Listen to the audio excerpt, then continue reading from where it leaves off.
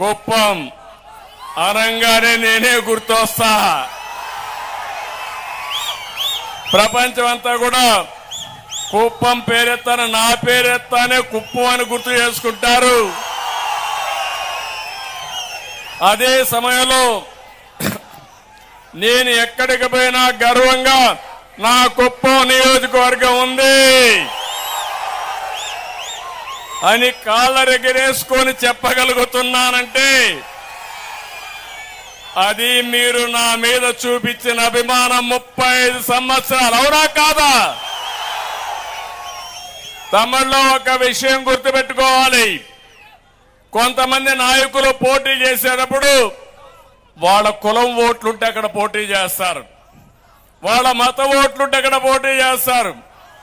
నేను పోటీ చేసింది మంచి మనుషులు ఎక్కడుంటే, పేదవాళ్ళు ఎక్కడుంటే అక్కడికి వచ్చాను. అవునా కాదా? నాకు ఇక్కడ కులస్తులు లేరు, నాకు మతం లేదు, పేదరికమే నా మతం, బడుగు బలహీన వర్గాలే నాకు మొత్తం సర్వస్వం అని చెప్పి కూడా నేను మీకు తెలియజేస్తున్నా. రాష్ట్రంలోనే వెనుకబడిన వర్గాలు ఎక్కువ ఉండే నియోజకవర్గం మన కుప్పం. అలాంటి నియోజకవర్గం తెలుగుదేశం పార్టీ పెట్టినప్పటి నుంచి గన్ షాట్ గా గెలిపిస్తున్నారంటే అది మీ యొక్క అభిమానం. నేను ఇక్కడికి 7 ఎన్నికల్లో పోటీ చేశాను. ఈసారి నేను వచ్చి మిమ్మల్ని ఈరోజు వచ్చింది, నేను రాష్ట్రం మొత్తం తిరిగే ముందు మీ ఆశీస్సులు కోరడానికి వచ్చాను. ఇంత మునుపంతా మీరు ఆశీస్సులు నాకు పంపించేసేవారు. మీరు రావద్దండి, మేమున్నాం, అవసరమైతే ఉండి పెట్టి డబ్బులు వసూలు చేసి మీ నామినేషన్ వేసి మిమ్మల్ని గెలిపించి పంపిస్తామని చెప్పిన నియోజకవర్గం ప్రజానీకం మీరు. నా జీవితంలో ఎప్పుడూ మర్చిపోలేను. ఎన్ని జన్మలెత్తినా మళ్ళా పుట్టి మీ రుణమే తీర్చుకోవాలని ఆలోచిస్తున్నాను. అది నా కోరిక. దానికి కారణం మీ మంచితనం, మీరు చూపించిన అభిమానం అని చెప్పి కూడా నేను మీకు తెలియజేస్తున్నా.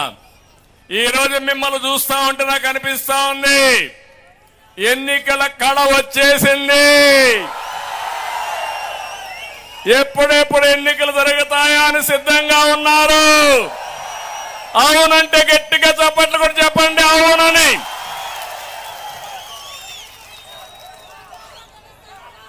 దీనికి కారణం కుప్పం అభివృద్ధికి అడ్డుపడిన వైసీపీ పార్టీకి ఈసారి డిపాజిట్లు వస్తాయని మిమ్మల్ని అడుగుతున్నా, రానిస్తారా అని మిమ్మల్ని అడుగుతున్నా. ఆ కసి మీలో కనపడస్తా ఉంది. 5 సంవత్సరాలు హింసా రాజకీయాలు చేశారు.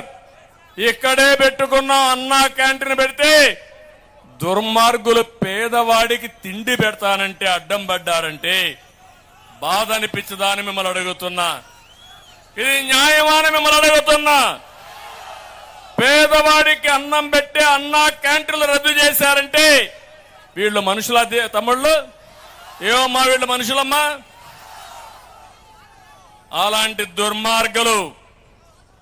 ఇంకో పక్క మీరు చూస్తే కుప్పంలో చిల్లర రాజకీయాలతో కుప్పి గంతులేసే వాళ్ళకందరికీ హెచ్చరిస్తున్నా.